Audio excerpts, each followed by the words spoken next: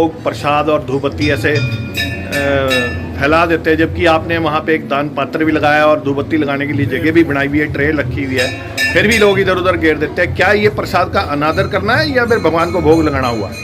नहीं, अनादर भी नहीं कह सकते। अब भाव है भगत का, वो किसी भी तरह से करे, धूप बत्ती कहीं लगाए, अब जैसा उसका भाव उमंग उसके अंदर उठती है उसी हिसाब से वो अपना काम करता है जी। हम वो उनका काम गंदा करना, हमारा काम साफ करना। जी,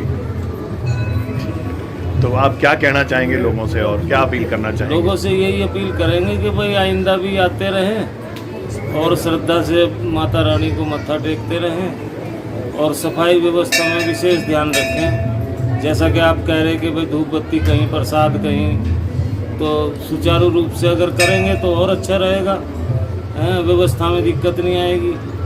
नहीं, वो कहते हैं ना जी कि भगवान भी साफ जगह पे ही बैठना पसंद करते हैं। नहीं, तो ऐसे गंदगी फैलाएंगे तो भगवान भी इससे थोड़ा नाराजगी तो व्यक्त करेंगे ही। ये अज्ञानता के कारण है जी।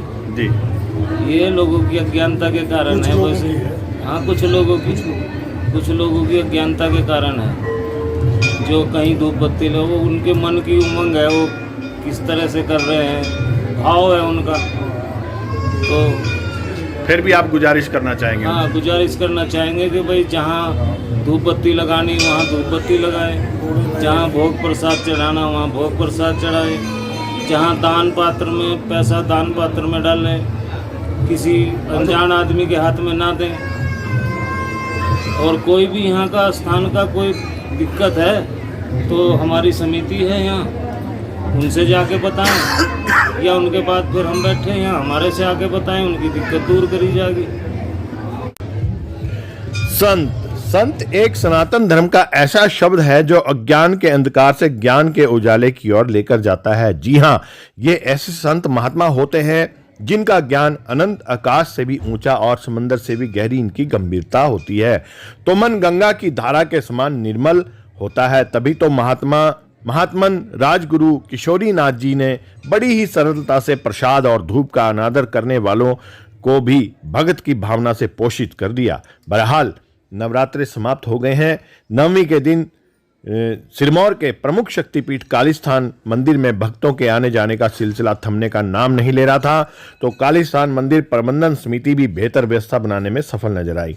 नवरात्रों के 9 दिन मंदिर में नियमित रूप से हवन, पूजन, कीर्तन के माध्यम से भक्ति की गंगा पूरे उफान पर रही और अन्य दिनों की अपेक्षा अष्टमी और नवमी के दिन भारी तादाद में भक्तों ने अपनी उपस्थिति दर्ज करी और मां का आशीर्वाद भी लिया। मगर एक बात तो माननी पड़ेगी कि कुछ अज्ञानी भगत एक बेहतर व्यवस्था में भी बड़ी बाधा साबित होते हैं, जबकि शास्त्रों में साफ कहा है कि भगवान को भोग पात्र में और धूप दीप हवन कुंड अथवा उचित स्थान पर ही लगाया जाना चाहिए।